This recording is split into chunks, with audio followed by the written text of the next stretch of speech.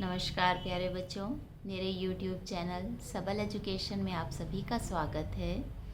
आज कक्षा 10 हिंदी पाठ्यक्रम अ की इस कक्षा में हम क्षितिज भाग 2 के गद्य खंड का पाठ नेताजी का चश्मा, उस पर आधारित जो MCQs हैं उन्हें समझने और पढ़ने जा रहे हैं। तो बेटा, मैंने आपको पहले भी बताया था कि फर्स्ट टर्म में आपको MCQs पूछे जाएंगे। तो नेताजी का चश्मा, नेताजी शब्द यहाँ सुभाष चंद्र बोस के लिए, नेताजी सुभाष चंद्र बोस के लिए प्रयोग किया गया है। उनकी मूर्ति और उस पर लगे हुए चश्मे के बारे में ही इस कहानी में बताया गया है। तो मैं आज इस कहानी पर आधारित MCQs आपको समझाने जा रही हूँ। उसमें सबसे पहला जो प्रश्न बन रहा है वो ये है, हालदार साहब किस काम से कस्बे से गुजरते थे। आपके ऑप्शंस हैं अपने काम से, कंपनी के काम से, पान खाने के लिए या सैर करने के लिए। तो बच्चों, हालदार साहब उस कस्बे से कंपनी के काम से गुजरते थे। कस्बे का प्रबंध कौन देखता था? पंचायत, लोग स्वयं देखते थे, कोई भी नहीं देखता था, या नगर पालिका देखती थी। तो बेटे, कस्बे का जो प्रबंध था वो नगर पालिका के द्वारा देखा जाता था। नगर पालिका ने क्या क्या काम किए? कवि सम्मेलन करवाया, कबूतरों की छतरी बनवाई, नेताजी की मूर्ति लगवाई, उपयुक्त सभी काम करवाए। तो बेटा, नगर पालिका ने ये ऊपर के तीनों काम उस कस्बे में करवाए थे। तो चौथा ऑप्शन इसका सही उत्तर होगा कि उपयुक्त सभी कथन सत्य हैं। अगला प्रश्न है, नगर पालिका ने किसकी मूर्ति लगवाई? महात्मा गांधी की, सुभाष चंद्र बोस की, पंडित जवाहरलाल नेहरू की या विवेकानंद की? तो बेटा, नगर पालिका ने नेताजी सुभाष चंद्र बोस की मूर्ति चौराहे पर लगवाई थी।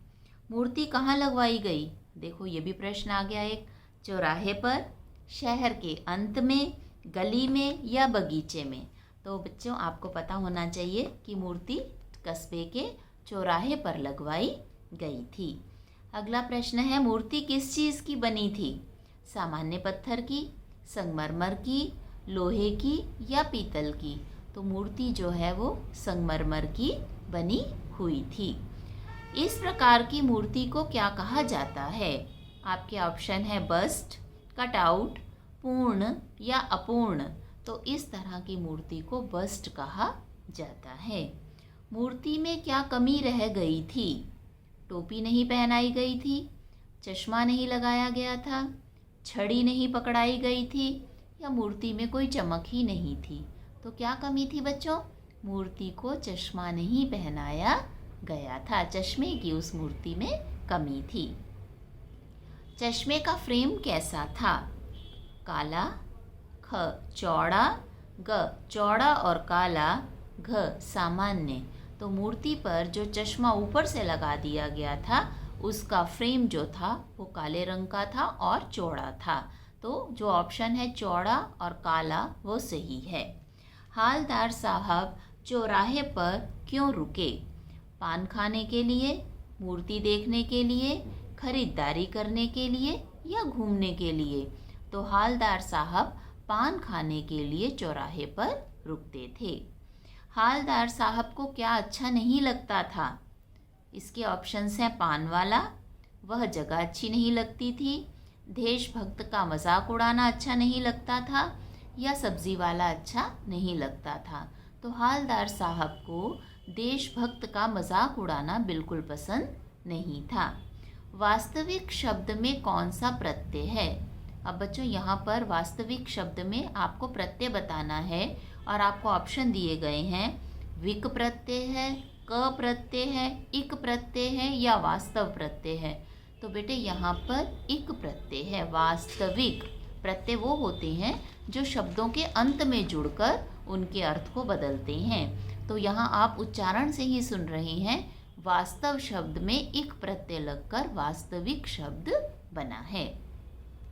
अगला प्रश्न है, नेताजी का चश्मा पाठ के माध्यम से लेखक क्या कहना चाहता है?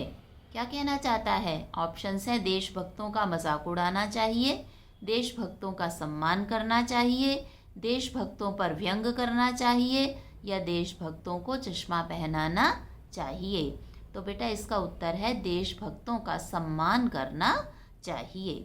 फिर मूर्ति के नीचे मूर्तिकार का नाम लिखा हुआ था। क्या नाम था मूर्तिकार का? Master Sohanlal, master Mohanlal, master Motilal या मास्टर देवीलाल? तो सही उत्तर है मास्टर मोतीलाल। ये मूर्ति के नीचे मूर्तिकार का नाम लिखा हुआ था। मूर्ति पर सरकंडे का चश्मा लगाना क्या प्रदर्शित करता है? 4 ऑप्शन है।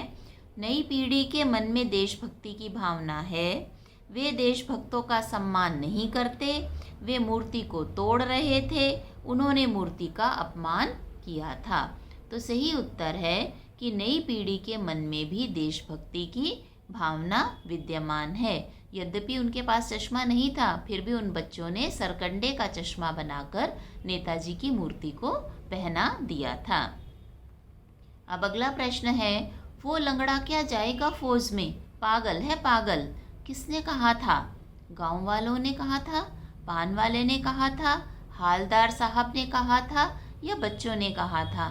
तो बेटा ये कथन जो है पान वाले ने कहा था। सही उत्तर है पान वाला। अगला प्रश्न है, इस तरह की मूर्ति लगाने के क्या उद्देश्य होते हैं? इसमें 4 ऑप्शन हैं। लोग नेताजी को प्रणाम करें, लोग स्वतंत्रता सेनानियों को याद करते रहें, वहाँ नेताजी की समाधि थी, वह नेताजी की जन्मभूमि थी। तो सही उत्तर है लोग स्वतंत्रता सेनानियों को याद करते रहें, यही मूर्ति लगाने का उद्देश्य होता है। तो बेटा इस तरह से इस पाठ पर आधारित जो जो लघु प्रश्न बन सकते थे वो सभी मैंने आपको समझाने का प्रयास किया है। आशा है आपकी रिवीजन हो गई होगी, आपको सारे प्रश्न समझ में आ गए होंगे। अगर आपकी कुछ शंका है तो आप कमेंट बॉक्स में जाकर अपनी शंका दूर, अपना प्रश्न पूछकर अपनी शंका का समाधान कर सकते हैं। मेरे चैनल को सब्सक्राइब कीजिए, ज़्यादा से ज़्यादा शेयर कीजिए, जिससे कि दूसरे बच्चों को भी इसका लाभ मिल सके। धन्यवाद।